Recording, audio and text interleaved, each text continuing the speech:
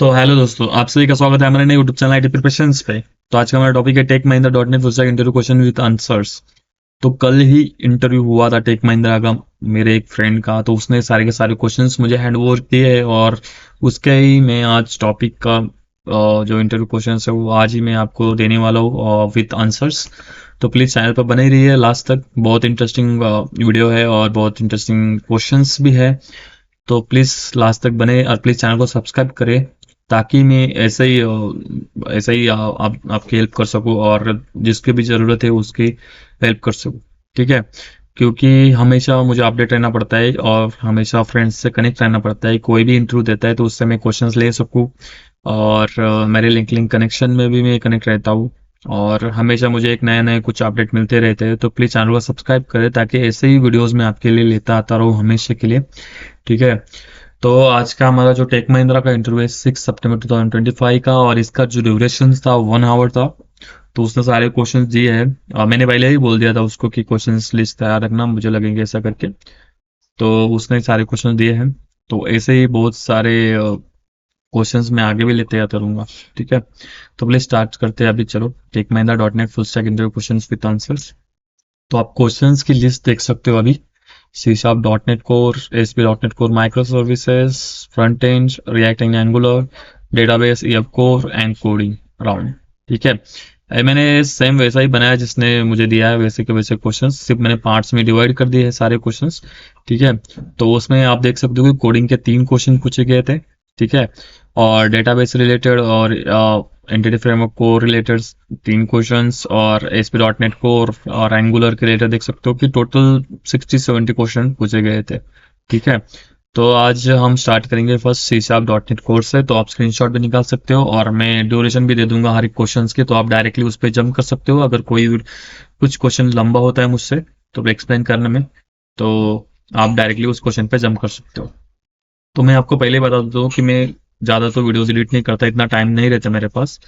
मैं जितना ट्राई करता हूँ उतना वीकेंड्स में ख़त्म करने का ट्राई करता हूँ और ज़्यादा तो अगर कुछ मिस्टेक होती है तो प्लीज़ इग्नोर करें। और आपकी इससे 2% 3% किसी की भी हेल्प होती हो तो प्लीज़ चैनल को सब्सक्राइब करें। ठीक है, हमारा अभी का टारगेट है 1000 सब्सक्राइबर्स। अभी हम पास में ही है, अगर आप सब्सक्राइब करोगे तो मैं वो टारगेट जल्द से अचीव कर सकता हूँ। ठीक है, और ऐसे ही मुझे मोटिवेशन मिलती रहेगी कि आप सपोर्ट करते रहते हो और मैं ऐसे ही वीडियोस लाता रहूँगा। और अगर वीडियोस अच्छी लगती तो प्लीज़ लाइक करें और शेयर करें ज़्यादा से ज़्यादा लोगों तक। ठीक है, ताकि मैं ऐसे ही वीडियोस बनाता रहूँ आगे भी और डीमोटिवेट ना हूँ खास करके, क्योंकि मैंने बोला पहले कि मैं वीकेंड्स का टाइम देता हूँ आपके लिए। तो मेरा तो संडे पूरा चला जाता है इस वीडियोस में एडिट करने में और सारा कुछ। ज़्यादा तो एडिट नहीं करता बट एक क्वेश्चंस मुझे पीपीटी बनाने में और वीडियो रिकॉर्ड करने में ज़्यादा टाइम लग जाता है, इसलिए मैं फैमिली के साथ टाइम स्पेंड भी नहीं कर पाता। तो प्लीज़ चैनल को सब्सक्राइब करें ताकि मुझे ऐसा लगे कि मैंने वेल स्पेंड किया है मेरा टाइम और आपकी हेल्प की है मैंने। तो प्लीज़ चैनल को सब्सक्राइब करें। ठीक है, ठीक है, क्वेश्चन 1 हमारा, what is difference between I enumerable and I queryable and list. ठीक है, तो ये बहुत बहुत इंपॉर्टेंट क्वेश्चन है, बहुत इंटरव्यूअर है या क्वेश्चन पूछा जाता है क्योंकि ये कंफ्यूज करने वाला क्वेश्चन है। बहुत सारे जो कलेक्शंस और ये है ना एक जैसे ही लगते हैं, सेम सेम रहते हैं, बट उनका जो यूजेस है वो डिफरेंट डिफरेंस रहता है। ठीक है, तो आप आई न्यूमरेबल देख सकते हो कि ये बेसिकली इस जो एग्जांपल में दिया है मैंने इसमें लूप में यूज किया है। ठीक है, तो IEnumerable is like a basic collection that you can loop through using for is like और मल्टीपल ऐसे केसेस में यूज कर सकते हो। और खास करके जैसे इन मेमोरी डेटा के लिए अगर इन मेमोरी आप उसको फिल्टर कर रहे हो और कुछ डेटा में आप उसको फॉरिज करते हो, कुछ लोग में घुमा रहे हो, मतलब इन मेमोरी यूजेस जहाँ भी है वहाँ पे आई न्यूमरेबल हम यूज कर सकते हैं। ठीक है, अगर डायरेक्टली डेटाबेस के साथ कनेक्ट नहीं होता जैसे कि हम लिंक वगैरह यूज करते हैं तो वो डायरेक्टली मतलब ए डेटाबेस के साथ कनेक्ट नहीं होता। ए आई न्यूमरेबल हम जो डेटा लेके आते हैं हमारे कलेक्शंस में और हमारे पास रहता है, तो इन मेमोरी फिल्टर आउट करने के लिए या इन मेमोरी कुछ भी करने के लिए या फॉर ईच लूप घुमाने के लिए या कुछ भी हो तो उसके लिए हम आई न्यूमरेबल यूज करते हैं। ठीक है, तो आप देख सकते हो स्क्रीन पे, तो आप पढ़ भी सकते हो। ठीक है, और आई क्यूरेबल है सेकंड। तो आई क्यूरेबल हमारा एक एडवांस इंटरफेस है देखो ये आई न्यूमरेबल और आई क्यूलेबल ये दोनों इंटरफेस हैं, तो आप देख सकते हो आई आगे लगा हुआ है ना, तो ये जहाँ पे भी आई आगे लगा हुआ है वो इंटरफेस रहता है, हमें आपको तो पता ही होगा, ठीक है। तो आई curable is an advanced interface that allowing querying data from database using LinkU. It executes queries on demand. When you use where, select, or etc on iQurable, it builds the expression tree that gets converted into SQL query, and only when you iterate it, the query runs on the database, not in memory. ठीक है। जैसे ही आप आई curable use करते हो ना, तो वो not in memory, जैसे कि हमारा आई न्यूमरेबल इन मेमोरी था, ठीक है, इन मेमोरी जो भी था वर्क करता था, अभी ये आई क्यूरेबल है वो डायरेक्टली रन्स होता है डेटाबेस पे, ठीक है। तो हम बोल सकते हैं कि ये लिंक्यू के साथ वर्क करता है हमारा आई क्यूरेबल, ठीक है। तो हम एसक्यूएल सर्वर को डायरेक्टली आई लिंक्यू के साथ हम कनेक्ट करके जो भी डेटा आता है हमारा फिल्टर आउट होके ही आता है वो डेटाबेस से, ठीक है। हमें इन मेमोरी फिल्टर आउट करने की जरूरत नहीं है या कुछ मॉडिफाई करने की जरूरत नहीं है, ठीक है। तो उसके साथ हम मल्टीपल कंडीशंस यूज कर सकते हैं, जैसे वेयर, सिलेक्ट वगैरह, ऐसे हम जैसे एसक्यूएल क्वेरी लिखते हैं वैसे ही हम उसके साथ आई क्यूरेबल के साथ लिख सकते हैं, ठीक है। तो आप देख सकते हो मैंने स्क्रीनशॉट भी दिए हुए हैं आई न्यूमरेबल और आई क्यूरेबल के, तो उसका डिफरेंस आप क्लियरली मेंशन कर सकते हो, देखो, ठीक है। और ये बता सकते हैं कि यहाँ पे सैलरी जिसकी 50,000 से ज्यादा है उसकी हम लिस्ट लेके आ रहे हैं एम्प्लॉयज की, ठीक है। तो ये फिल्टर आउट होके आ रहा है डेटाबेस से ही, तो इन मेमोरी फिल्टर हम कर नहीं रहे, तो उससे टाइम भी बचता है और हमें बाद में वो जो डेटा आ रहा है उसको फिल्टर आउट करने की जरूरत नहीं रहती, ठीक है। तो वैसे ही यहाँ पे देखते हो आप 5 एलिमेंट्स है 1 2 3 4 5, और उसको हमने फॉर ईच लगा के हर एक लूप के हिसाब से हमने प्रिंट करते हैं, ठीक है। तो ये इन मेमोरी हो रहा है सारा कुछ, ठीक है। इतना कुछ डिफरेंस है दोनों के बीच में आई न्यूमरेबल और आई क्यूरेबल में, ठीक है। तो फिर लिस्ट क्या है, ठीक है। तो ये हम बोल सकते हैं कि एक इसको डायनामिकली हम जो भी असाइन कर रहे हैं लिस्ट को, अभी समझ लो कि हमने एक लिस्ट बनाया, उसमें हमने राज, अमित, प्रिया वगैरह सब कुछ ऐड किया, और हम उसमें ना डायनामिकली हम ऐड भी कर सकते हैं, रिमूव भी कर सकते हैं एलिमेंट्स, ठीक है। तो हमने इसमें नया ऐड किया, फिर हम रिमूव भी कर सकते हैं उस नया को, ठीक है। तो ये जो है आपने अगर एक बार अगर डेटा डाल दिया तो ये फिक्स हो जाता है मेमोरी में, ठीक है। तो और ये सब कुछ होता है इन मेमोरी के अंदर। तो ऐसा ही अनयूमरेबल है वैसे ही लिस्ट है, बट इतना है कि हम अनयूमरेबल ज्यादातर इन मेमोरी ऑपरेशंस के लिए और हम फॉर ईच लूप के लिए और वगैरह वगैरह ऐसे के लिए हम यूज कर सकते हैं, और लिस्ट वैसे ही हम इंक्रीम जैसे डायनामिकली अगर इंक्रीज और डिक्रीज करना हो तो उसके लिए हम लिस्ट यूज कर सकते हैं, ठीक है। तो अगर हम देखा जाए तो एक example, list is like a notebook you already have in your bag and you can only use what's already written inside. देखो आपके पास एक नोटबुक है जो आपके बैग में है, और आप वही यूज करते सकते हो जिसमें आपके नोटबुक में लिखा हुआ है, वही आप यूज कर सकते हो, ठीक है। हम लिस्ट का एग्जांपल बता सकते हो। और आई न्यूमरेबल क्या है, like reading your notebook page by page, जैसे पेज बाय पेज हम रीड करते हैं वैसे ही आई न्यूमरेबल भी हमारा ओनली इन फॉरवर्ड वे, हम एक फॉरवर्ड वे हम रीड कर सकते हैं, ठीक है। डेटाबेस की कुछ हेल्प नहीं है, ठीक है। जैसे यहाँ पे 1 2 3 4 5 रीड किया वैसे ही हम रीड कर सकते हैं, ठीक है, page by page. I queryable क्या है हमारा, like asking the librarian to give you only the pages you need from pick library, ठीक है। तो आपको जो पेजेस लगने वाले हैं वही आप फिल्टर आउट करके आप आई क्यूरेबल से ले सकते हो। जैसे यहाँ पे यह सैलरी ग्रेटर देन 50,000 लग रही थी, वैसे ही आप इसमें भी 50,000 से ज्यादा जो इम्प्लॉय वो फिल्टर आउट करके ले रहे हो, जो आपको लगने वाले वही इम्प्लॉय ले रहे हो, ठीक है। अगर आप आई न्यूमरेबल यूज करते हो तो वहाँ पे ऐसा फिल्टर नहीं लगेगा, आपको फिल्टर इन मेमोरी फिल्टर लगाना पड़ेगा, फिर वो आपके पास डेटा आप वो से यूज कर सकते हो, ठीक है। बट वो विदाउट फिल्टर आ जाएगा। अगर टॉप लगा रहे हो, टॉप 3 लगा रहे हो, टॉप 3 रिकॉर्ड चाहिए, तो यहाँ पे टॉप 3 कंडीशन लगा के आप टॉप 3 रिकॉर्ड डायरेक्टली डेटाबेस से ले के आ सकते हो, जिससे आपका ऑपरेशन का भी जो ड्यूरेशन वो भी बच जाएगा। बट आई न्यूमरेबल में आपको टॉप 3 लगाना है तो डेटा लेके आना पड़ेगा, फिर उसके बाद टॉप 3 लगाना पड़ेगा, ठीक है। तो ये डिफरेंस है आई न्यूमरेबल आई क्यूरेबल में, ठीक है। और लिस्ट में आपको बताइए कि यहाँ पे जो भी आपके पास डेटा है उसमें आप ऐड कर सकते हो, उसमें आप मॉडिफाई कर सकते हो, उसमें आप रिमूव कर सकते हो, ठीक है। तो इससे आप बोल सकते हो कि एक प्रकार से हम एक स्ट्रिंग यूज कर सकते हैं, इंट यूज कर सकते हैं, जेनरिक लिस्ट भी यूज कर सकते हैं, ठीक है। तो मल्टीपल टाइप्स में हमारे जो रिक्वायरमेंट है उसके हिसाब से हम यूज कर सकते हैं डायरेक्टली, ठीक है। तो ये थोड़ा सा डिफरेंस है जो आप स्क्रीन पे देख सकते हो, तो आप पढ़ लो इसको, ठीक है। चलो हम आगे चलते हैं ताकि हमारा वीडियो ज़्यादा लेंदी ना हो, ठीक है। तो आप स्क्रीन पे अगर देख सकते हो या 3 या 4 आपको डिफरेंस बतानी है दो तीनों में, वो बहुत रहेगा। ठीक है, तो सेकंड क्वेश्चन है, how does garbage collection work in dot net CLR। ठीक है, तो हमारा गार्बेज कलेक्शन कैसे वर्क करता है ये डॉट नेट में। ठीक है, तो देखो पहले तो हम जानना चाहेंगे गार्बेज कलेक्शन क्या है। ठीक है, तो garbage collection in dot net CLR is the process that automatically frees memory by removing object that your program no longer needs। ठीक है, तो डॉट नेट, देखो गार्बेज कलेक्शन क्या करता है, एक part of dot net CLR process का एक पार्ट है गार्बेज कलेक्शन। ठीक है, तो जो मेमोरी यूज में नहीं है और कुछ ऑब्जेक्ट जो वेरिएबल्स हो जो यूज में नहीं है उसको रिमूव करने का काम कौन करता है, गार्बेज कलेक्शन करता है। तो इन सिंपल वर्ड्स का अगर बोला जाए तो you don't have to manually delete the objects, the garbage collection clean up memory for you. आपको मैनुअली कुछ डिलीट करने के ऑब्जेक्ट, अगर हम कुछ ऑब्जेक्ट यूज कर रहे हैं तो उसको मैनुअली डिलीट करने की और रिमूव करने की जरूरत नहीं है, वो गार्बेज कलेक्शन देख लेता है उसको क्लीन करने का काम। क्योंकि अगर वो मैनुअली प्रोसेस आप करने लगे तो उसमें डेवलपर्स का बहुत टाइम जाता है और मेमोरी लीकेज के बहुत सारे इश्यूज आते हैं। ठीक है, तो अगर हम देखा जाए स्टेप टू स्टेप कैसे वर्क करता है गार्बेज कलेक्शन, तो देखो आप जैसे ही ऑब्जेक्ट क्रिएट करते हो उस टाइम पे आपका एक मेमोरी एलोकेट हो जाता है हीप में।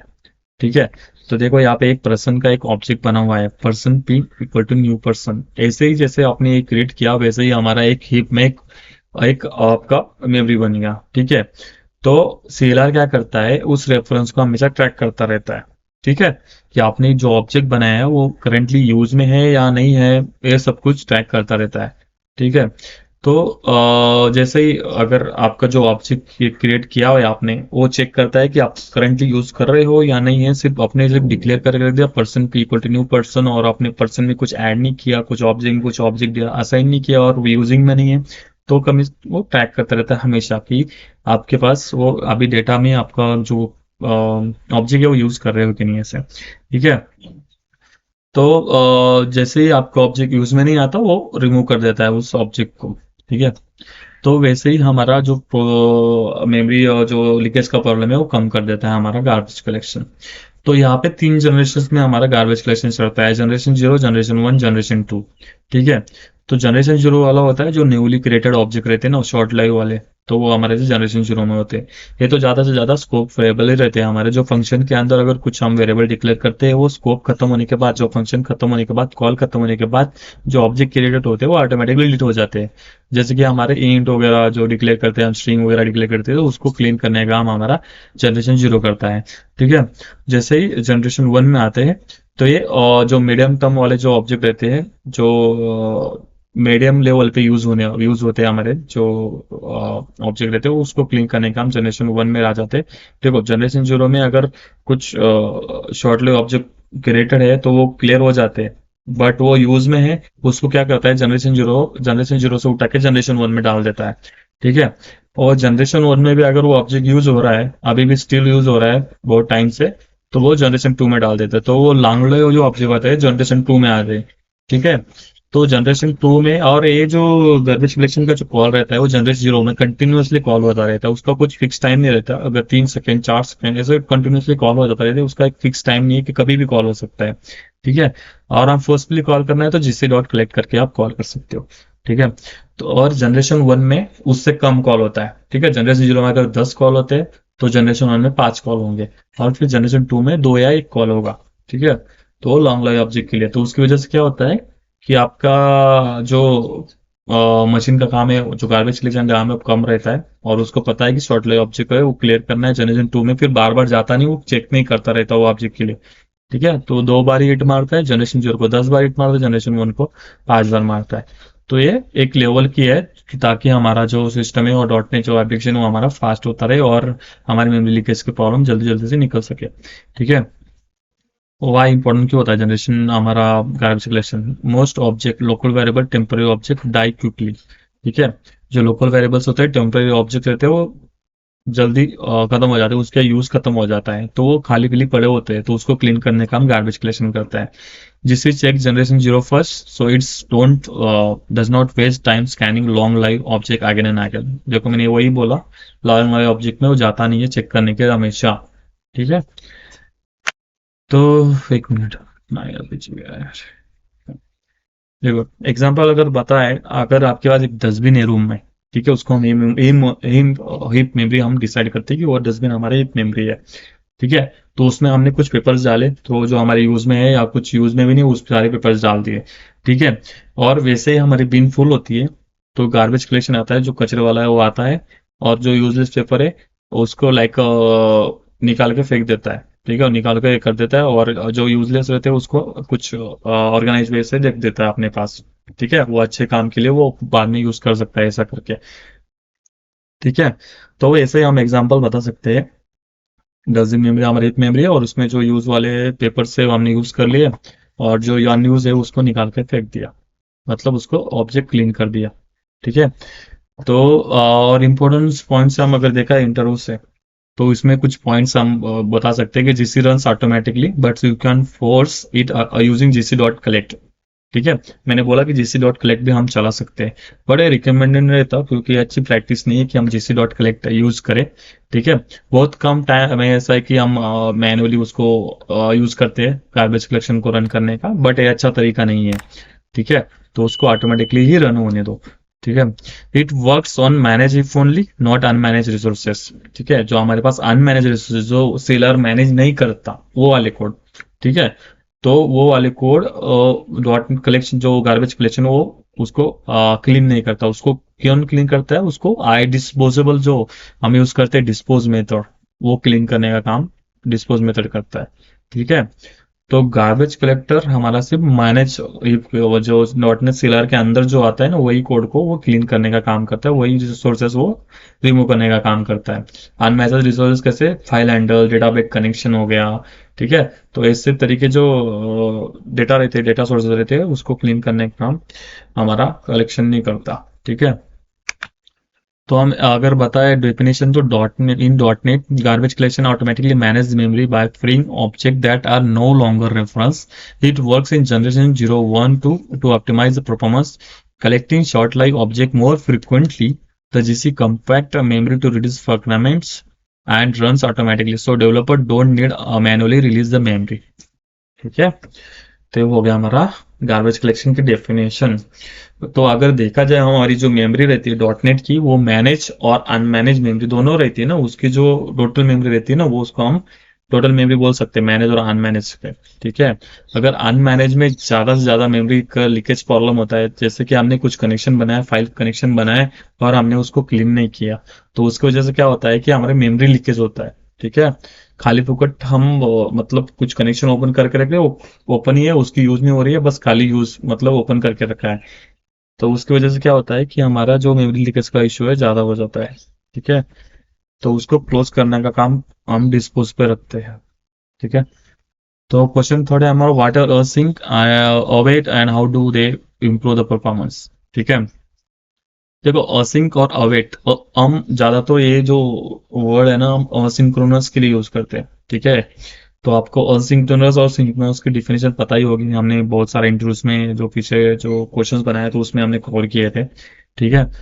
तो हम बोल सकते हैं कि पहले तो हम असिंक और अवेट देखते हैं क्या है। तो async a keyword you put before the method to say this is method may run some task asynchronously, ठीक है। तो ये बोलता है कि असिंक्रोनस जहाँ पे डिसाइड किया है वहां पे लगा हुआ है, वो क्या कर रहा है, वो असिंक्रोनसली कुछ टास्क रन कर रहा है, ठीक है। फिर अवेट क्या करता है, तो अवेट क्या करता है, जो थ्रेड्स जहाँ पे कंटिन्यूअसली रन हो रहा है उसको कंटिन्यूअसली रन होने देता है, उसको ब्लॉक नहीं करके रखता, ठीक है। अगर आपने डाउनलोड फाइल रखा है एक फंक्शन का नाम, एक डाउनलोड फंक्शन, एक डाउनलोड मेथड लिखा हुआ है, और उसके नीचे और एक मेथड है डाउनलोड एक्सेल और डाउनलोड कुछ ऐसा अलग कुछ फाइल्स का कुछ हम नाम बता सकते हैं कि एग्जांपल के तौर से, तो इसके नीचे एक मेथड है, और वो भी हमें एग्जीक्यूट करनी है इसके बाद। तो क्या करता है, हमारा डाउनलोड फाइल तो रन हो रहा है, बट उसको टाइम लगेगा ना डाउनलोड होने में, तो वो क्या करता है, वो नेक्स्ट थ्रेड के लिए, मतलब थ्रेड रहता है हमारा, वो अदर टास्क के लिए चला जाता है, मतलब वो एक्सेल डाउनलोड करने में चला जाता है। तो फिर उसकी वजह से क्या होता है, हमारा टाइम मैनेजमेंट ठीक से हो जाता है हमारे सिंक और अवेट्स की वजह से, ठीक है। तो अवेट क्या है, keyword you put before a task, like calling an API, reading file, querying DB to say pause here until this task finishes, but you don't block the whole thread. तो आप पूरा का पूरा ऑपरेशन होल्ड करके नहीं रखते, आप next operation के लिए भी चले जाते हो, और जो हमारा करंट ऑपरेशन है वो भी होता रहता है, ठीक है। तो देखो हमने अगर टुगेदर दे और help to run task without freezing और एप्लीकेशन, तो कभी कभी एप्लीकेशन फ्रीज हो जाता है हमारा, अगर हम एक ही थ्रेड यूज कर रहे हो और ब्लॉक करके रख रहे हो उसको, इस थ्रेड को एक पर्टिकुलर टास्क के लिए, तो हमारा जो एप्लीकेशन है वो फ्रीज हो जाता है, वो चलता नहीं है, जब तक वो डाउनलोड हो जाती नहीं फाइल तब तक रुका रहता है। ठीक है। अगर हम असिंक और अवेट नहीं यूज करते तो क्या होगा? ठीक है। तो इस स्क्रीनशॉट में देख सकते हो आप, हमने पब्लिक वाइड डाउनलोड फाइल करके एक मेथड लिखी हुई है, और उसमें हम एक फाइल रीड करने का काम कर रहे हैं। तो उसका डेटा मिलते ही हम क्या कर रहे हैं कि फाइल हमको मिल जा रही है, हम रीड करने के बाद हम कंसोल में हम फाइल डाउनलोड करके लिख रहे हैं। ठीक है। बट इसमें क्या होगा कि जब तक ये मेथड आपकी कंप्लीट नहीं होती, पूरा प्रोसेस रीड होने तक, वो आपका जो नेक्स्ट ऑपरेशन है होने नहीं देगा, ये आपका ब्लॉक होके रहेगा। ठीक है। While reading the file program blocks, it can not do anything else. ठीक है, कुछ नहीं करेगा कुछ, वो रीड करने का ही काम करेगा प्रोग्राम। ठीक है। तो वैसे ही विथ एग्जांपल असिंक और वेट क्या करता है, देखो अब असिंक लगाया और या फिर वेट लगाया। ठीक है। तो ये क्या करेगा, वेट करेगा फाइल रीड होने का। ठीक है। बट अभी असिंक लगाए डाउनलोड फाइल असिंक करके, तो ये तो फाइल तो रीड होती ही रहेगी, पर उसके नीचे कुछ अगर डेटा कुछ हम कॉल करें, कुछ अलग ऑपरेशन परफॉर्म करें, तो वो भी कॉल हो जाएगा पर्टिकुलरली इस टाइम पे ही। एक तो रीड भी होगा और वो अलग फंक्शन हो और अलग मेथड हो वो भी कॉल होगा। While waiting for file to be read, thread is free to other work, मतलब ये दूसरे अदर वर्क के लिए चला जाएगा, वो ब्लॉक होते नहीं रहेगा इसके लिए। ठीक है। Once reading finishes it comes back and continue execution. ठीक है। अगर वो ऑपरेशन कंप्लीट हो जाता है दूसरा, और सब ऑपरेशन कंप्लीट हो जाते हैं और एक कंटिन्यूसली रीड कर रहा है अभी भी, तो ये बैक आ जाता है इस प्रोसेस में, वो रीड करने पर तो उसका आउटपुट मिलते ही ऑपरेशन खत्म कर देता है। ठीक है। How improve the performance. ठीक है। अगर बोल सकते हैं कि अगर असिंक वेट यूज कर रहे हैं तो कैसे वो इम्प्रूव करेगा परफॉर्मेंस को। ठीक है। तो इम्पोर्टेंटली आप बता सकते हैं कि वो कोड कुछ फास्ट नहीं बनाता, कोड को कुछ फास्ट नहीं बनाता, बट इतना ही है कि वो ब्लॉक करके नहीं रखता किसी कोड को। वो क्या करता है कि वो जो भी हमारे थ्रेड्स है उसको फ्री कर देता है। ठीक है। तो वो क्या कर सकता है कि वो थ्रेड्स जो रहते हैं हमारे अदर काम के लिए, जो भी अदर वर्क है उसका जो पेंडिंग है वो कंप्लीट करे, वो कंप्लीट होने के बाद फिर से आ जाए। ठीक है। अगर समझ लो हमारे पास 3 टास्क रन हो रहे हैं। ठीक है। पहले टास्क को हमारे पास 15 सेकंड लग रहे हैं, दूसरे को 5 और तीसरे को 3 सेकंड। ठीक है। तो 15 सेकंड का तो पहले कॉल हो रहा है, तो 15 सेकंड का कॉल हो जाने के बाद उसको ब्लॉक नहीं करेगा, मतलब वो रन होता रहेगा, तो वो दूसरे टास्क ले जाएगा जो 5 सेकंड वाला है। तो 5 सेकंड वाला भी रन होगा और नीचे का 3 सेकंड वाला भी होगा। ठीक है। 3 सेकंड वाला रन हो गया, फिर उसके बाद 5 सेकंड वाले पे आएगा, 5 सेकंड वाला कंप्लीट हो जाएगा। फिर उसको कंप्लीट होने के बाद फिर से वो टास्क फर्स्ट पे आएगा, वो 15 मिनट मतलब पहले से ही स्टार्ट हो गया था।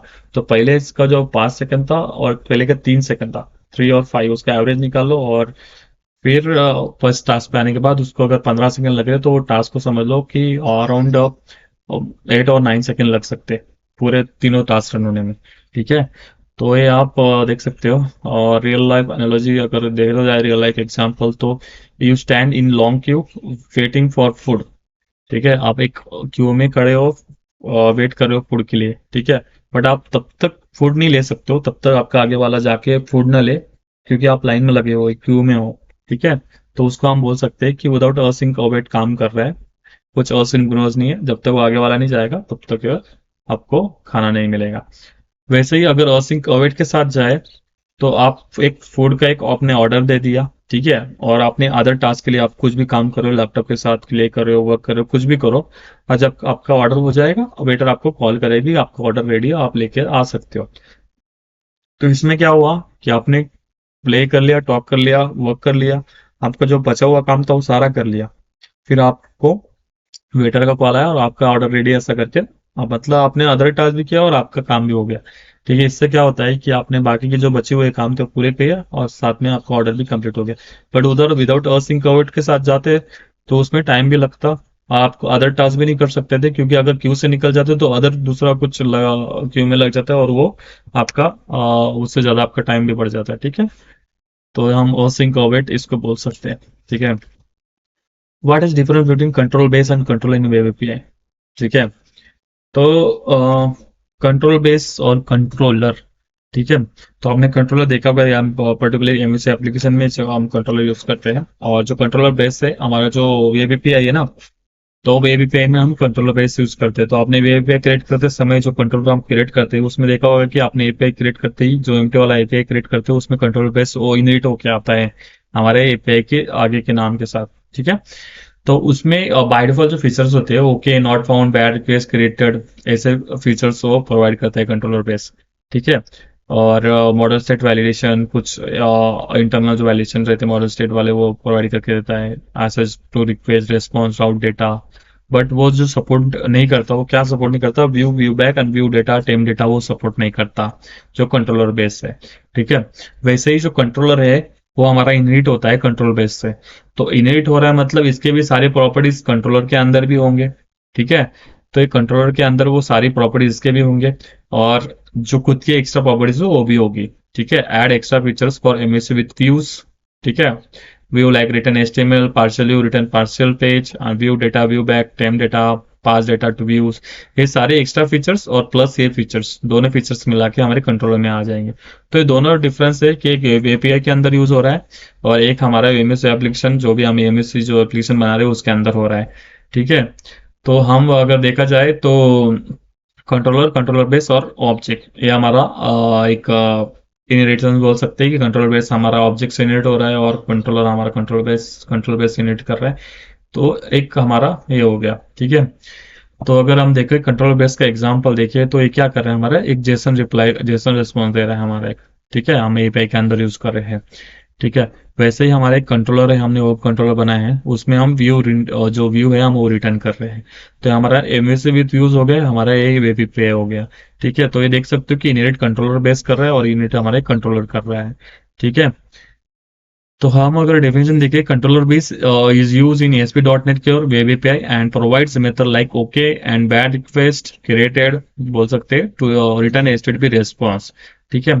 Controller inherits from controller base and adds support for returning view, view dat and view data and view back. For API we use controller base, for web use application with UI we use controller। ठीक है। तो ये हम controller base और controller का difference बता सकते हैं। तो हम ग्लोबल एक्सेप्शन कैसे हैंडल कर सकते हैं एसपी डॉट नेट कोर में। ठीक है। तो पहले तो हमारी कॉमन मेथड है जो हम लोकली हम हैंडल कर सकते हैं, ट्राई कैच, और हम कुछ लॉग यूज कर सकते हैं, फाइल्स की फाइल लॉग यूज कर सकते हैं, टेक्स्ट फाइल लॉग रहते हैं हमारे, कुछ भी रहते हैं उसमें हम लॉग कर सकते हैं। बट हमारे ग्लोबल एक्सेप्शन हैंडलिंग कैसे करेंगे ग्लोबल लेवल पे, तो देखो, तो ग्लोबल लेवल के हैंडलिंग कैसे होती है, देखो, instead of writing try catch in every controller method we handle all exception unexpected errors in one central place. This makes code clean, consistent and easy to maintain। ठीक है। हम हर एक controller पे ट्राई कैच लिखने से अच्छा है कि हम एक ग्लोबल लेवल का एक मेथड बनाए, कुछ अलग से एक पेज बनाए, और वही पेज हम हमेशा एक सेंट्रल लेवल पे यूज करें, वही पेज हम कॉल करें कुछ एक्सेप्शन आता है तो। ठीक है। इससे क्या होता है कि हमारा कुछ ज्यादा कोड हम लेंथी नहीं लिख सकते, एक छोटा कोड बनता है, हमारा कोड क्लीन होता है और इजी टू मेंटेन भी होता है, क्योंकि हमारे पास एक एरर की फाइल है। ठीक है। तो अगर हम डिफरेंस वे में देखा जाए तो पहले हम क्या बोल सकते हैं कि यूज एक्सेप्शन हैंडलर इन मिडलवेयर। पहले हम मिडलवेयर यूज कर सकते हैं, उसमें हम यूज एक्सेप्शन हैंडलर भी है। ठीक है। ये सिंपल बिल्ड इन अप्रोच है। और हमारा जो startup dot C S file था ओल्डर वर्जन में, अभी प्रोग्राम डॉट सी एस बोल सकते हैं, बट अभी भी नए वर्जन में भी हम startup dot C S use कर रहे हैं। तो ठीक है। तो उसमें आप देख सकते हो कि वहां पे एक यूज एक्सेप्शन हैंडलर करके रहता है, तो उसमें देखो एरर करके एक अलग से एक पेज बना सकते हैं हम, कस्टम पेज, एक एरर पेज अलग से। और वो एरर पेज अगर कुछ एक्सेप्शन आता है तो हम डायरेक्टली मैप करके एक वो कुछ एरर वगैरह हम डिस्प्ले कर सकते हैं। ठीक है। तो हम ऐसे हैंडल कर सकते हैं एरर कुछ आता है तो। ठीक है। You here any unhandled exception will redirect to error endpoint, return standard error response. ठीक है। और वैसे ही हमारा एक सेकंड अप्रोच ऐसा बोल सकते हैं कि हम कस्टम मिडलवेयर बना सकते हैं। ठीक है। तो एक हम एक क्लास बनाएंगे कस्टम मिडलवेयर का, exception middleware dot C S. ठीक है। इसको रजिस्टर भी करना पड़ता है प्रोग्राम डॉट सी एस के अंदर। ठीक है। इसको रजिस्टर करने के बाद हम एक मेथड लिख सकते हैं इन्वोकसिंग करके उस क्लास के अंदर, और उस क्लास के अंदर हम नेक्स्ट मिडलवेयर कंटिन्यू पाइपलाइन के लिए, और उसमें हम पाइपलाइंस के अंदर हम जो भी हमें कॉल करना है वो कोड कॉल कर लेंगे। और कुछ एरर आता है तो फिर कैच में तो एरर हमारा हैंडल हो ही जाएगा। ठीक है। उसमें लॉग अगर हम कुछ डाल सकते हैं, कुछ रेस्पॉन्स देना चाह रहे, तो सारे ऑपरेशन उसमें हम हैंडल कर सकते हैं। तो हमारे कस्टम मिडल हम भी ग्लोबल लेवल पे हम यूज कर सकते हैं। ठीक है। तो और तीसरे हमारे using I exception filter for MSc web API controllers के लिए। ठीक है। तो अगर आप फिल्टर यूज करना चाह रहे हो मिडल लेयर के अलावा आप फिल्टर यूज करना चाह रहे हो तो उसके लिए भी आपके पास आई एक्सेप्शन फिल्टर ऑप्शन भी है। तो ये सारे आप टेक्निक आप नेट पे भी सर्च कर सकते हो, आप कहाँ पे भी सर्च कर सकते हो, आपको इजीली मिल जाएंगे। और आप खुद इम्प्लीमेंट करना चाहते हो तो इम्प्लीमेंट भी कर सकते हो। तो जो ग्लोबल जो एक्सेप्शन हैंडलिंग है ज्यादा तो मिडलवेयर में ही होते हैं हमारे। ठीक है, क्योंकि हमारा मिडलवेयर ही वही है जो एप्लीकेशन कुछ क्लाइंट है और सर्वर के बीच में हमारा मिडल मैन बनकर रहता है। ठीक है, सारे रिक्वेस्ट और रेस्पॉन्स थ्रू मिडलवेयर ही जाते हैं हमारे। तो उस पर वैलिडेशन भी हमें उधर ही लगानी पड़ती है ग्लोबल लेवल की। ठीक है, तो ये हो गया हमारा क्वेश्चन फिफ्थ। तो अगर हम डिफिनेशन बताया तो इन एएसपी डॉट नेट को we can implement global exception handling using middleware और filters. The most common way to create a custom middleware with try catch block that blocks the exception and returns the proper error message. We can also build in an exception handler or exception filter for MSC. Middleware is prepared for centralized handling real world APIs.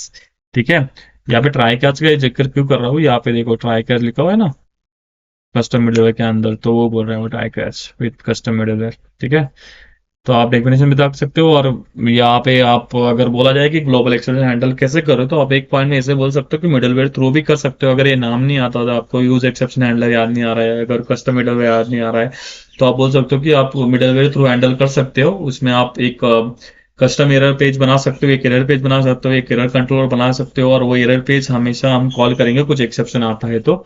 ठीक है, और वैसे ही हमारा custom middleware भी हम call सकते हैं, एक मिडलवेयर बना देंगे कस्टम वाला और वो हम रजिस्टर कर देंगे प्रोग्राम डॉट सी एस में।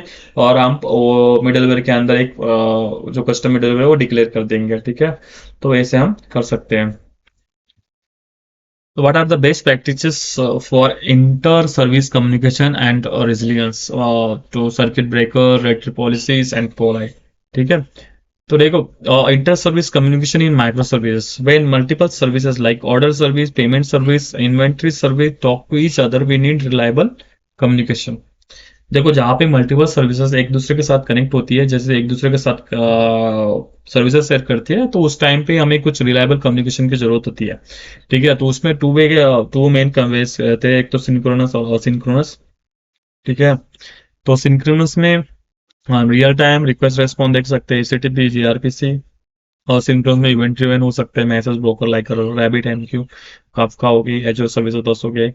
ठीक है, तो सिंक्रोनस हो गया और सिंक्रोनस हो गया। ठीक है, तो इस बीच में जो कॉमन प्रॉब्लम आता है कम्युनिकेशन के बीच में, तो उसमें प्रॉब्लम्स क्या आते हैं, नेटवर्क फेलियर का प्रॉब्लम आता है, टाइम आउट्स का प्रॉब्लम आता है, हाई लोड सर्विस डाउन का प्रॉब्लम आता है, स्लो रिस्पॉन्स हो जाता है। ठीक है, कॉमन प्रॉब्लम्स है। तो कब if you don't handle this then whole system will crash like a dominoes. ठीक है, जैसे एक पहाड़ बनाया हमने, पत्तों का एक हमने एक पहाड़ बनाया और वो एक हवा के झोंका है और वो पूरा का पूरा पहाड़ गिर गया। ठीक है, तो वैसे ही एक होता है, अगर कुछ फेलियर आता है तो पूरा का पूरा सिस्टम फेल हो जाता है हमारा। तो उसको सिस्टम को कैसे हैंडल करना है, मतलब फेल नहीं होना चाहिए, वो कैसे हैंडल कर सकते हैं, तो एक रेजिलियंस पैटर्न है। तो वो हमने एक उन्होंने बताया circuit breaker type policy follow करके। ठीक है, तो follow is the like dot net library that provides resilience strategy like retry, circuit breaker, fallback and timeout. ठीक है, तो रेट्राई पॉलिसी कैसे होती है, तो उसके एक है कि हम अगर एक कॉल कर रहे हैं और कुछ फेल हो रहा है, कुछ नेटवर्क एरर्स की वजह से कुछ फेल हो रहा है, तो हम वो अगेन ट्राई करेंगे शॉर्ट डिले के बाद में। अगर डिले के बाद हम वो फिर से वो मेथड हम कॉल करने का काम करेंगे, ट्राई करेंगे। ठीक है, तो ये टेम्परेरी बेसिस पे होता है। तो उसको हम पर्टिकुलर एक शॉर्ट डिले के बाद हम वो मेथड को हम एक फिर से कॉल करेंगे, तो उसको हम बोलेंगे रेटर पॉलिसी। तो हम ठीक है, अगर कुछ फेल होता है फिर से कॉल करेगा। तो उसमें सर्किट ब्रेकर होता है, prevent calling a service that failing repeatedly like electrical circuit breaker if too many failures break the circuit stop sending the request for while protects your service from being overloaded.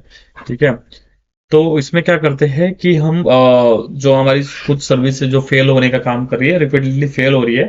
ठीक है, तो हम एक इसमें circuit break लगा देंगे। ठीक है, तो ये क्या करेगा कि ब्रेक लगाने के बाद ये रिक्वेस्ट जो है वो सेंड करने का काम बंद कर देगा थोड़े टाइम के लिए। ठीक है, तो इससे तो आप यहाँ पे लॉग बना सकते हो कि कुछ सर्किट ब्रेक हो चुका है, यहाँ पे रिपीटेडली कुछ फेल हो रहा है, तो उसकी वजह से हमारा सिस्टम तो क्रैश नहीं होगा, बट जो वहाँ पे फेल हो रहा है ना वो रुक जाएगा। ठीक है, ठीक है? तो तीसरा है हमारा fall back, provide alternate response if the call fails. अगर कुछ हमारा कॉल फेल हो रहा है तो उसमें हमारा एक अल्टरनेटिव ऑप्शन हमने क्रिएट किया होता है कोड में, तो वो चल जाएगा। ठीक है, अगर पेमेंट सर्विस फेल हो जाती है तो आपका पेमेंट पेंडिंग वाला जो रिस्पॉन्स है वो चला जाएगा यूजर के पास। ठीक है, उसको तो पता चल जाएगा कि पेमेंट पेंडिंग है और कुछ तो है गड़बड़, जो फेल हो रहा है, पेमेंट फेल हो रहा है। ठीक है, तो उसकी वजह से क्या होगा कि हमारा क्रैश नहीं होगा एप्लीकेशन, बस एक मैसेज चला जाएगा यूजर के पास कि आपका पेमेंट पेंडिंग है करके, और वो घूमता रहेगा। ठीक है, तो उसके सर्विस भी फेल होती है तो उससे कुछ फटता नहीं है। और 14 हमारे पास टाइम आउट, कैंसिल और request if takes too long. अगर कुछ रिक्वेस्ट बहुत लॉन्ग का एक टाइम ले रहा है बहुत ज्यादा, तो कैंसिल कर देगा उस रिक्वेस्ट को। ठीक है, तो ये हमारे पास चार है रिटर्न पॉलिसी। आप कोड भी देख सकते हो थोड़ा सा उसके, तो हम कैसे इंप्लीमेंट कर सकते हैं उसके लिए। ठीक है, थोड़ा थोड़ा मैंने स्क्रीनशॉट डाल दी है, तो आप रेफर कर सकते हो डायरेक्टली। ठीक है, bulkhead isolation. So now limit the number of concurrent calls to prevent the one service from consuming all resources. Like having the separate compartment on ship, if one floods, others survive. ठीक है, तो यहाँ पे अगर concurrent calls आपकी कुछ service ले रही है तो वो उसको एक लिमिट दे देगा कि आप इतने लिमिट तक ही एक रिसोर्सेज को कंज्यूम कर सकते हो, ताकि जो अदर्स है वो सर्वाइव कर सके। ठीक है, तो ऐसे ही हमारे बल्क है आइसोलेशन भी है फिफ्थ ऑप्शन। ठीक है, तो आप डेफिनेशन के तौर पे ऐसे बता सकते हो कि in microservices inter service communication can be synchronous और asynchronous. To make resilient, we use pattern like a retry, circuit breaker, fallback, and timeout. Often implement with library like .NET. Circuit breakers prevent the cascading feature failures. Retries handle transient errors, and the fallback provide a default response. We also use correlation, IDs, IL checks, and message brokers for reliability and scalability. ठीक है, तो अगर आपको इतने definition में पता नहीं है तो सिर्फ आपको एक बताना है कि सर्किट ब्रेकर क्या है, रेटर पॉलिसी और पोलाई क्या है। ठीक है, तो इतना आपको बता देना है, तो वो भी काम चल जाएगा। ठीक है, रेट्राई पे आपको पता चलेगा नाम के बाद कि एक फिर से वो ट्राई करता रहता है एक डिले के अंदर। ठीक है, और सर्किट ब्रेकर के अंदर अगर कुछ फेल हो रहा है आपके पास तो एक ब्रेक लगा दे, जैसे हम कोड में ब्रेक लगाते हैं वैसे ही हम ब्रेक लगा देंगे। ठीक है, तो उससे क्या होगा कि जो भी कंटिन्यूसली फेल हो रहा है वो ब्रेक हो जाएगा वहां से, और कुछ एरर भी नहीं आएगा, कुछ अलग फंक्शनलिटी के लिए चला जाएगा। ठीक है, तो वैसे ही फॉल बैक है, अगर कुछ फेल हो रहा है तो वो आपके पास कुछ अल्टरनेट ऑप्शन होगा, वो रन हो जाएगा। ठीक है, वैसे ही टाइम आउट है, अगर कुछ टाइम ले रहा है रिक्वेस्ट, कुछ बहुत टाइम से बहुत टाइम ले रहा है, कुछ पेमेंट वगैरह कुछ टाइम ले रहा है, तो वो क्या कर देगा, उस रिक्वेस्ट को कैंसिल कर देगा। ठीक है, वो कंटिन्यूसली रन होता नहीं रहेगा। ठीक है, तो यार आप जहाँ पे लगा सकते हो, पेमेंट जहाँ पे हो रहा है वहां पे लगा सकते हो। कुछ सर्विस बहुत बड़ी है, thousand of likes of record लेके आ रहा है, तो वहां पे भी आप एक कोड लगा सकते हो। ठीक है, तो ऐसे मल्टीपल प्लेसेस पे आप मल्टीपल माइक्रो सर्विस पे ये सारा कुछ लगा सकते हो। ठीक है, क्वेश्चन 7 है, how do secure API with JWT tokens and OAuth 2। ठीक है, डेफिनेशन देख लेते हैं पहले। We secure APIs using JWT tokens and OAuth 2.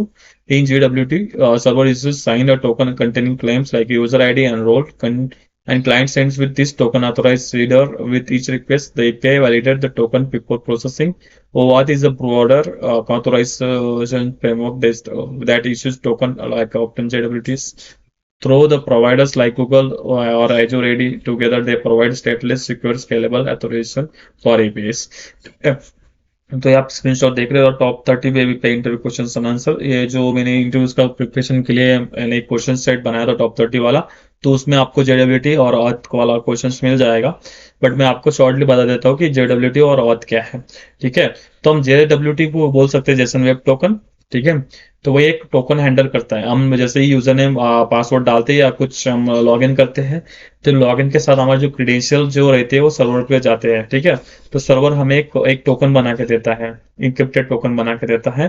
ठीक है, तो वो टोकन हम लोकल स्टोरेज यूज करके, सेशन स्टोरेज यूज करके, और कुछ भी हमारे पास जो सेशन स्टेट मैनेजर टेक्निक है वो उसको यूज करके हम स्टोर कर सकते हैं हमारे क्लाइंट मशीन पे और हमारे मशीन पे। और वो टोकन हम जब भी हम रिक्वेस्ट कुछ एपीआई हिट मारेंगे कुछ रिक्वेस्ट के लिए, तो हमारा टोकन उस रिक्वेस्ट के साथ मिरर करके हम ऐड करते हैं ना ऑथोराइजेशन में, तो वैसे हमारा हिट मारता रहेगा एपीआई को।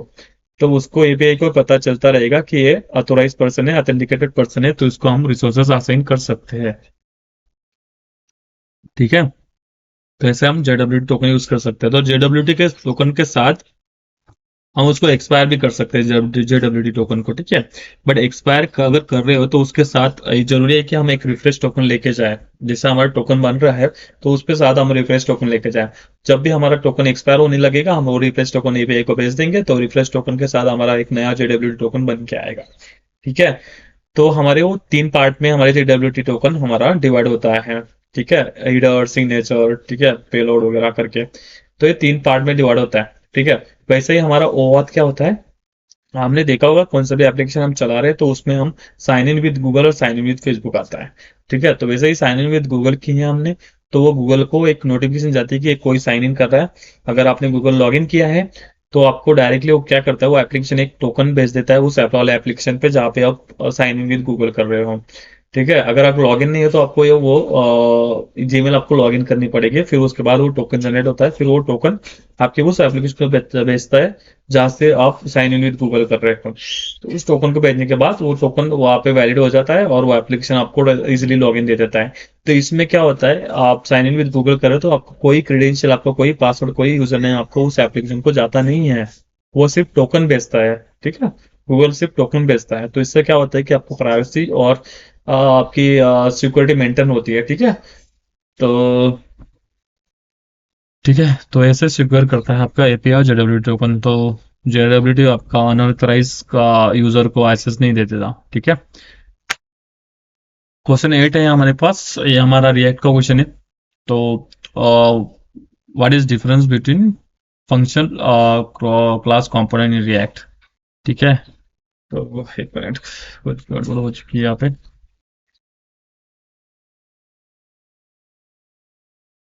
ठीक है। तो देखो, फंक्शन और क्लास कंपोनेंट ऑन रिएक्ट, ठीक है। तो फंक्शन कंपोनेंट क्या है, हमारे simple JavaScript function like returns a JavaScript extension, ठीक है। तो can we use React hooks, use state, use effect reduce to handle state and life cycle, easier to read, test and maintain, prepare the modern react, ठीक है। तो आप screenshot देख सकते हो फंक्शन कंपोनेंट का, ठीक है। तो पुराने इसमें क्लास कंपोनेंट यूज होता था, पर क्लास कंपोनेंट कैसा होता था, लेंथ हो जाता था बहुत ज्यादा। और फंक्शन कंपोनेंट जो है ना, अभी नया वाला टेक्निक ज्यादा, तो ये फंक्शन कंपोनेंट बहुत जगह पे यूज करते हैं, ठीक है। तो यहाँ पे आप देख सकते हो फंक्शन हमने वेलकम करके लिखा हुआ है और उसमें कुछ कॉन्स्ट क्रिएट किया और हमने रिटर्न किया है HTML कुछ, और ये हमारा स्क्रीन पे दिखेगा, ठीक है, काउंट दिखेगा क्लिक पे। और हमारे काउंट सेट काउंट पे हमारा एक काउंट बढ़ता रहेगा, ठीक है। वैसे ही हमने क्लास पे भी वैसे ही सेम हमने लिखा हुआ है, बट आप देख सकते हो कि कौन सा कोड हमारा लेंथी है और कौन सा हमारा शॉर्ट है, ठीक है। तो ES6 classes extend the react.component, use this state, this dot set state for state lifecycle method, component did mount, component did update, component will mount more boilerplate code compared to function component, ठीक है। function component are simple function that returns a JSX and use React hooks for state and lifecycle. Class component ESS classes that manage the state, and with this state dot state and lifecycle method like component did mount. Today function component are prepared because they are simple, cleaner, and hooks makes it just powerful as class component, ठीक है। तो ये थोड़ा सा एक बोल सकते हो कि एक एडवांस फंक्शन है, मतलब एडवांस टेक्निक है, और एक पुरानी टेक्निक है, ठीक है। तो इसमें देख सकते हो कि आप थोड़ा सा डेफिनेशन मैंने डिफरेंस करके दिया है, तो आप इसमें 3 या 4 पॉइंट आप इंटरव्यू को बोल सकते हो, ठीक है। तो देखो, मैंने तो एंगुलर में हमारे टाइप स्क्रिप्ट और मैं ज़्यादा तो जावास्क्रिप्ट के साथ ही एक्सपर्ट रहा हूँ, ठीक है। रिएक्ट पे मैंने ज़्यादा काम नहीं किया है, बट ये इंटरव्यू में पूछा गया है एक, तो मुझे ऐड करना पड़ा आपके लिए, ठीक है। तो आप इसको गो थ्रू कर लेना अच्छे से। क्वेश्चन 9 है, how do you manage the state effectively using Redux and NGRX, ठीक है। तो ये हमारे स्टेट मैनेजमेंट टेक्निक्स है हमारे एंगुलर और रिडक्स में, ठीक है। स्टेट क्या होता है, हमारा डेटा दैट चेंज नहीं हो रहा है। और देखो, जैसे हमारे पास ई कॉमर्स एप्लीकेशन है जिसमें हम कार्ट आइटम मेंटेन रखते हैं, लॉगिन यूजर में यूजर इन्फॉर्मेशन मेंटेन करके, ऑर्डर स्टेटस से इन्फॉर्मेशन हम मेंटेन करके रखते हैं, और वो चेंज होता रहता है कंटिन्यूसली। अगर कुछ हमने कार्ट में कुछ ऐड किया है तो हमारा कार्ट आइटम में जाके वो एक लिस्ट है, वो आइटम में अपडेट हो जाएगी। हमने कुछ ऐड किया तो वो 1 से लेकर 2 हो जाएगा, 2 से लेकर 3 हो जाएगा, कंटिन्यूसली अपडेट होता रहता है, ठीक है। और जैसे ही हमारे चैट रह गया, चैट एप्लीकेशन हो गया, ऑनलाइन यूजर्स ऑनलाइन कुछ मैसेज कर रहे हैं तो वो कंटिन्यूसली मैसेज आता रहता है, और उधर से आता भी रहता है, नोटिफिकेशन मिलती भी रहती है। तो ये पर्टिकुलरली बहुत सारे ऑपरेशन एक टाइम पे होते रहते हैं कंटिन्यूसली पैरेलली, ठीक है। तो उसको मैनेज करने के लिए हम क्या यूज करते हैं, हमारा रिडक्स और NGRX हम बोल सकते हैं, ठीक है। तो एंगुलर में और रिडक्स हमारे रिएक्ट में। तो एक बोल सकते हैं कि अगर नोटिफाई करने के लिए सेशन स्टेट मतलब स्टेट मैनेज करने के लिए एक कार्ट आइटम्स को मैनेज करने के लिए कुछ ऑनलाइन जो ट्रांजेक्शन उसको मैनेज करने के लिए हम एक स्टेट मैनेजमेंट टेक्निक यूज करते हैं। ठीक है।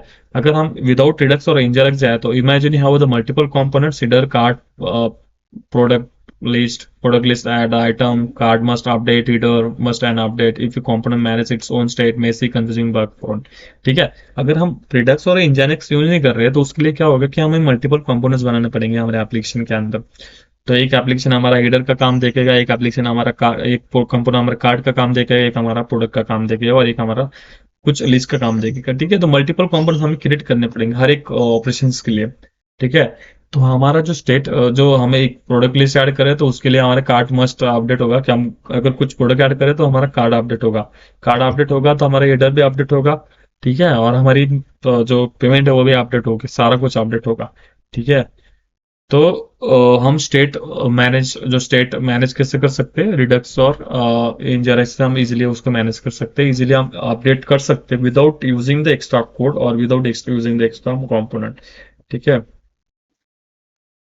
तो तो हम बोल सकते हैं कि single store global database keeps all app state in one place. ठीक है। Instead of component directly updating each other they are dispatch action something happen like add to card store selector, ये सारे जो है ये एक टेक्निक्स है, सारे सारे कीवर्ड्स है। हम बोल सकते हैं कि एक हमारे इंजारेक्स में और हम रिएक्ट में यूज करते हैं मैनेज करने के लिए, सेशन स्टेट मैनेज करने के लिए। ठीक है। तो हम डेफिनेशन देखें तो रिडक्स फॉर रिएक्ट और NgRx for Angular manage the state using single store. ठीक है। Instead of component directly changing data we dispatch the action that go through the reducer with update the store component then subscribe to the store using selector. This makes state predictable, centralized and easier to debug, especially in large application. For async operation Redux uses middleware like Thunk and Saga while Nginx uses the effects। ठीक है।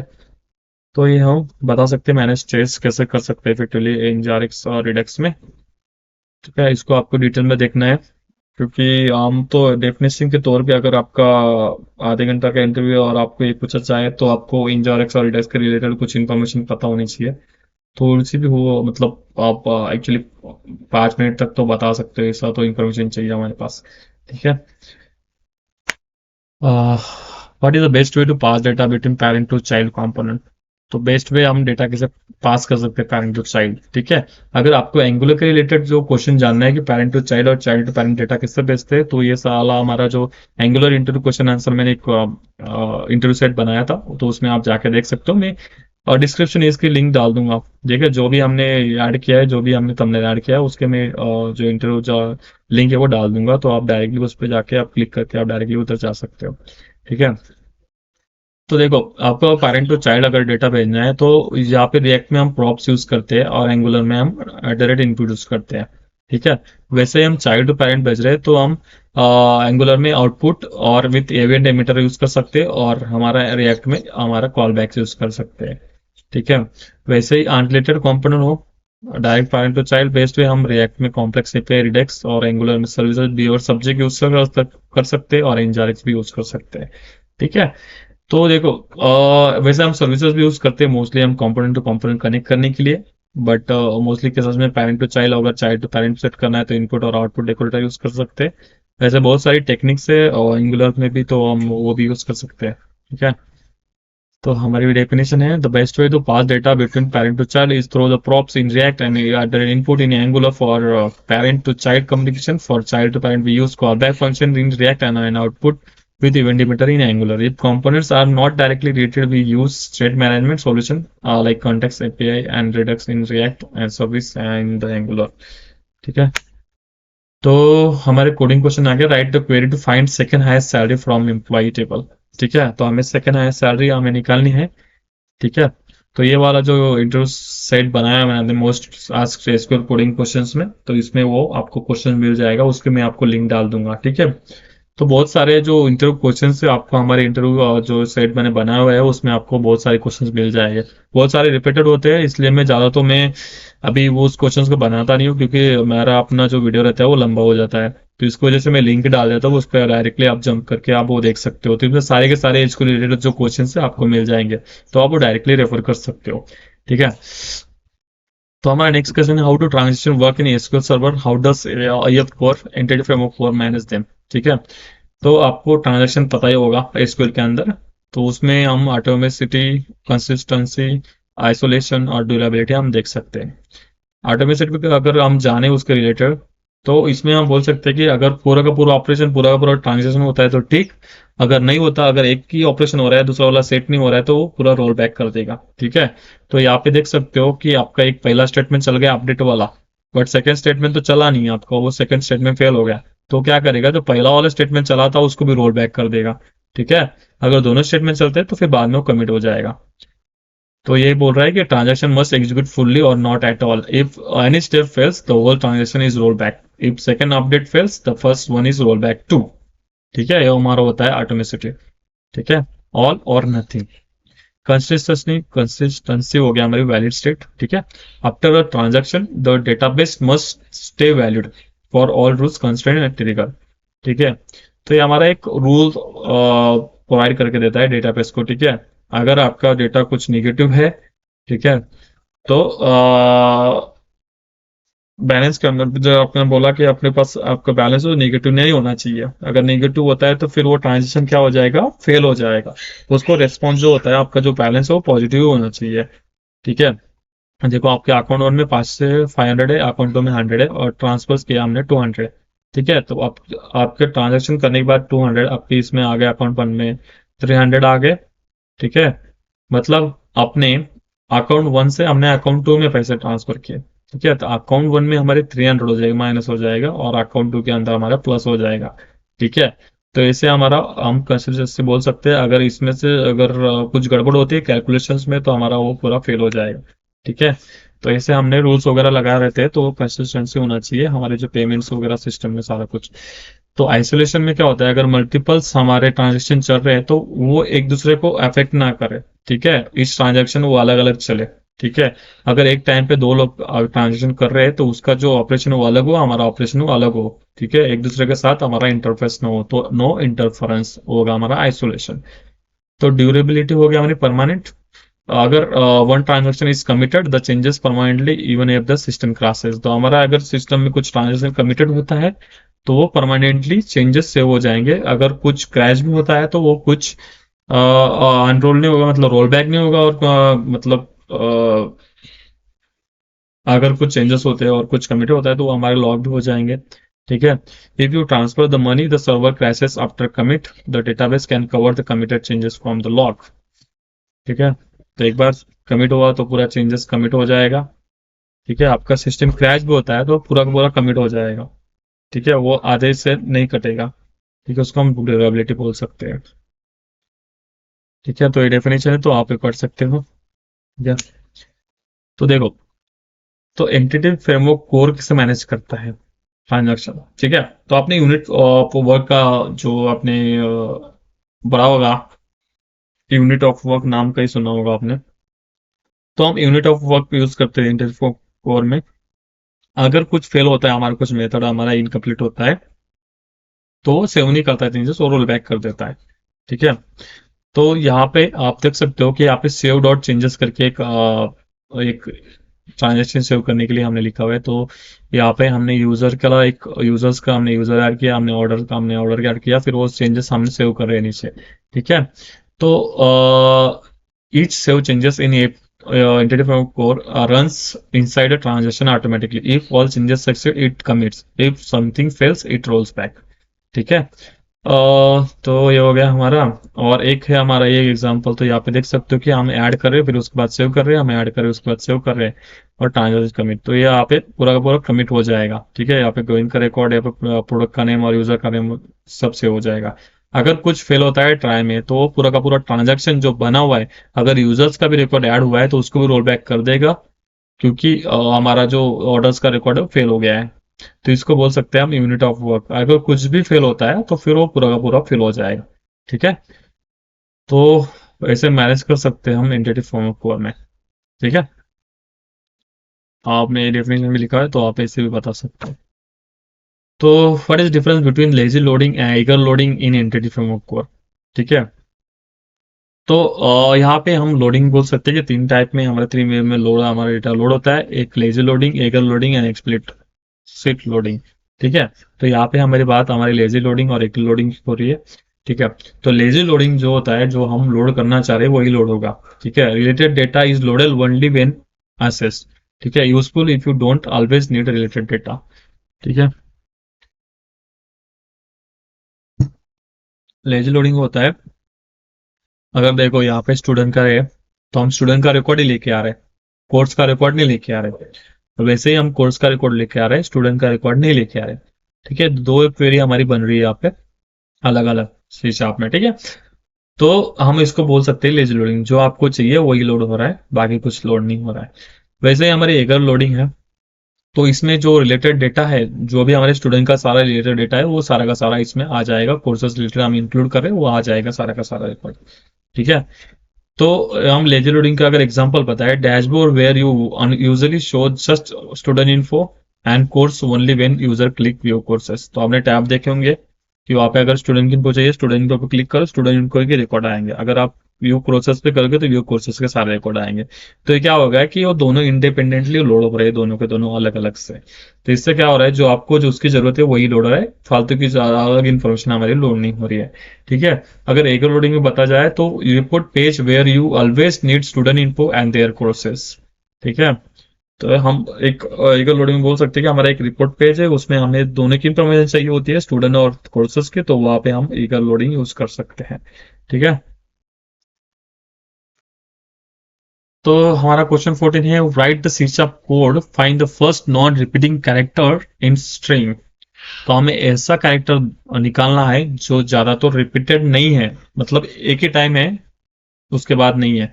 ठीक है, तो हमने यहाँ पे input लिया switch करके, तो हमने एक मेथड कॉल किया फर्स्ट नॉन रिपीटिंग कैरेक्टर और उसके अंदर एक स्ट्रिंग पास कर दिया हमने। ठीक है, और उसका रिजल्ट हम कैरेक्टर के अंदर ले रहे, जो भी कैरेक्टर आएगा उसके अंदर। ठीक है, अगर कुछ रिजल्ट नहीं आता तो उस कंडीशन में हम एक फर्स्ट नॉन रिपीटिंग कैरेक्टर ऐसा कुछ लिखेंगे और एम्प्टी करके लिख देंगे, और कुछ हम अपना जो भी मैनुअल वगैरह आता है तो कैसा कुछ हम लिख सकते हैं यहाँ पे एल्स कंडीशन में, सॉरी। ठीक है, और अगर कुछ रिकॉर्ड आता है तो उसमें हम first non character repeating character करके यहाँ पे रिजल्ट में ले सकते हैं। ठीक है, पहले तो हम फर्स्ट नॉन रिपीटिंग कैरेक्टर्स वाला जो मेथड है वो कॉल कर रहे हैं, और उसके अंदर हमने स्ट्रिंग पास किया। ठीक है, हम डिक्शनरी यूज कर रहे हैं स्टोर करने के लिए कैरेक्टर काउंट्स को। ठीक है, तो हमने फॉर ईच लगाया, उस कैरेक्टर्स जो स्ट्रिंग आ रही है उस पे हमने फॉर ईच लगाया। तो फॉर ईच के हिसाब से क्या होगा, स्विच जो हमारे वन बाय वन जो एलिमेंट वन बाय वन जो कैरेक्टर है वो अंदर जाएगा, पहले एज जाएगा, फिर डब्ल्यू जाएगा, फिर आई जाएगा, ऐसे कंटिन्यूसली जाएगा। ठीक है, पहले आई जाएगा, सॉरी एज जाएगा, फिर एज को दिखेगा कि सी के अंदर देखो, अभी कैरेक्टर काउंट है ना, ये जो कैरेक्टर डिक्शनरी हमने बनाई है, तो इसके अंदर देखेगा कि हमारा जो एस आ रहा है पहला कैरेक्टर है वो है क्या कैरेक्टर काउंट में। अगर है तो फिर वो काउंट इंक्रीज करेगा, नहीं है तो फिर काउंट इंशलाइज करेगा विथ वन से। तो पहले एस जाएगा, तो एस जाने के बाद उसको दिखेगा कि एस नहीं है हमारे कैरेक्टर काउंट में, पहला रिकॉर्ड है। ठीक है, तो फिर एस कंडीशन में जाएगा और काउंट को ऐड कर देगा, तो एस काउंट एस जाएगा और उसके एस के अंदर हमारा वन स्टोर हो जाएगा। ठीक है, फिर डब्ल्यू के लिए जाएगा, फिर डब्ल्यू भी नहीं मिलेगा तो डब्ल्यू के लिए भी एक काउंट बढ़ा देगा, एक काउंट देगा इनिशियलाइज करके। ठीक है, फिर जाएगा आई के लिए, तो ऐसे ही करेगा, तो उसके लिए थर्ड एस के लिए जाएगा, तो एस तो मिलेगा क्योंकि पहला एलिमेंट हमारा पहला कैरेक्टर तो एस था, तो उसका काउंट इंक्रीज करेगा वन से टू, टू कर देगा। ठीक है, तो ऐसा ही हमारा ऑपरेशन चलता रहेगा, पूरा का पूरा स्ट्रिंग खत्म होता नहीं है तब तक। फिर हमारे पास सारे के सारे काउंट आ गए, राइट। एस हमारा 3 बार आ गया, डब्ल्यू हमारा 1 बार आ गया, आई हमारा 1 बार आ गया। ठीक है, बट हमें उसमें से क्या चाहिए, फर्स्ट ही चाहिए, फर्स्ट नॉन रिपीटेड कैरेक्टर चाहिए, जो मतलब डब्ल्यू आना चाहिए, आई नहीं आना चाहिए। ठीक है, तो वैसे ही हमारा जो हमारे पास जो स्ट्रिंग है, ठीक है, हमने उसमें फॉर ईच लगाया फिर से, और जो हमारा कैरेक्टर काउंट है उसमें हमने देखा कि हमारा जो कैरेक्टर है उसमें इक्वल इक्वल टू वन किसका है। ठीक है, तो इस स्ट्रिंग में हमारा जो काउंट है उसका वन किसका है। ठीक है, तो एक ही बार तो हमारा डब्ल्यू आया था तो वो हमारा रिटर्न हो जाएगा डब्ल्यू। ठीक है, अगर कुछ नहीं होता तो फिर यहाँ पे नल रिटर्न कर देगा। ठीक है, यहाँ पे डब्ल्यू हो रहा है और यहाँ पे नॉन रिपीटिंग कैरेक्टर, तो यहाँ पे कुछ रिपीटेड, सारा कुछ रिपीटेड ही है, तो यहाँ पे कुछ हमारा रिस्पॉन्स नहीं जाएगा, सिर्फ हमारा जो पहला वाला है सेकंड वाला नॉन रिपीटिंग कैरेक्टर हमारा राइट लाइन चला जाएगा। ठीक है, तो ये हमारा first non repeating character string वाला कोड है। ठीक है, इसको हम शॉर्ट तरीके से भी लिख सकते हैं, आपके ऊपर है कि आप इसको किस तरीके से आप लिख सकते हैं कोड। ठीक है, क्वेश्चन 15 है, how do you reverse the link list. ठीक है, तो ये लिंक लिस्ट वाला क्वेश्चन है। तो आपके पास 1 2 3 4 हमारे पास नोट्स है, और उसमें हमने रिवर्स करना है इसको। तो उसको कैसे रिवर्स करना है, 4 3 2 1 और नल करके ऐसा। तो ऐसा कैसे लिखेंगे, तो उस कोड के लिए यहाँ पे एक बड़ा सा कोड लिखा हुआ है। ठीक है, तो यहाँ पे देखना है कि आपके पास 1 2 3 और ओरिजिनल लिस्ट आपके पास ये है, तो आपको इसको रिवर्स करना है। तो ठीक है, तो आपको रिवर्स करना है, तो आपका जो करंट एलिमेंट है, करंट नोड है, वो आपका 1 होना चाहिए, प्रीवियस आपका नल होना चाहिए, और नेक्स्ट वाला आपका 2 होना चाहिए। ठीक है, और जैसे ही आपका रो चेंज होता है, उसके बाद आपका जो रिस्पॉन्स आएगा 1, और ऐसा नल करके आपका आउटपुट आएगा। तो ठीक है, तो पॉइंटर मूव हो जाएगा आपका, जो प्रीवियस है 1 पे चला जाएगा, करंट आपका 2 पे चला जाएगा। ठीक है ना, तो ऐसे ही आपका पूरा का पूरा ऑपरेशन आपका घूमता रहेगा, और ऐसे लास्ट में आपका जो ऑपरेशन का रिजल्ट आएगा वो 4 3 2 1 और ऐसा नल करके आएगा। तो ये सारा का सारा कोड लिखा हुआ है, तो आप रेफर कर सकते हो। ठीक है, और ठीक है, तो ये ज्यादातर हमारा पूछा नहीं जाता है, क्योंकि लिंक लिस्ट का एक तो सिंपल वाला फॉरवर्ड वाला ही पूछा जाता है, बट बहुत सारे केसेस में हमारा रिवर्स लिंक लिस्ट वगैरह पूछा जाता है। ठीक है, सर्कुलर वाला भी पूछा जाता है, तो आप वो रेफर कर सकते हो डेटा स्ट्रक्चर के हिसाब से। तो डेटा स्ट्रक्चर के सारे के सर्विस बेस्ड कंपनी तो ज्यादातर डेटा स्ट्रक्चर वाले क्वेश्चन नहीं पूछते। ठीक है, बट कोई कोई कंपनी होती है जो हमेशा पूछ लेती है ऐसे क्वेश्चंस। तो आपको पहले पता होना चाहिए कि हमारा लिंक लिस्ट करता क्या है, और अगर आपको सिर्फ लॉजिक भी पता हो कि आप कैसे करोगे रिवर्स इसको थोड़ा सा भी, ठीक है, तो वैसे कर सकते हो।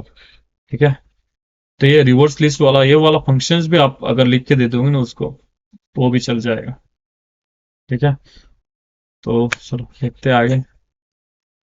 तो नेक्स्ट क्वेश्चन है हमारा, how to implement dependency injection in dot net core. तो डिपेंडेंसी इंजेक्शन हम इम्प्लीमेंट कैसे करेंगे डॉट नेट कोर के अंदर। तो हमारे डॉट नेट कोर का टॉप 30 वाला जो क्वेश्चन लिस्ट बनाई थी हमने, तो उसमें आपको ये क्वेश्चंस मिल जाएंगे डॉट नेट कोर के रिलेटेड सारे के सारे। तो आप देख सकते हो इस क्वेश्चंस लिस्ट में ज्यादा तो ज्यादा आपके सारे के सारे मतलब लगभग 4 या 5 क्वेश्चन हमारे सारे रिपीटेड क्वेश्चन थे, जो हमने पहले से हमने एक इंटरव्यू क्वेश्चंस का इंटरव्यू का टॉपिक कवर किया था उसमें से।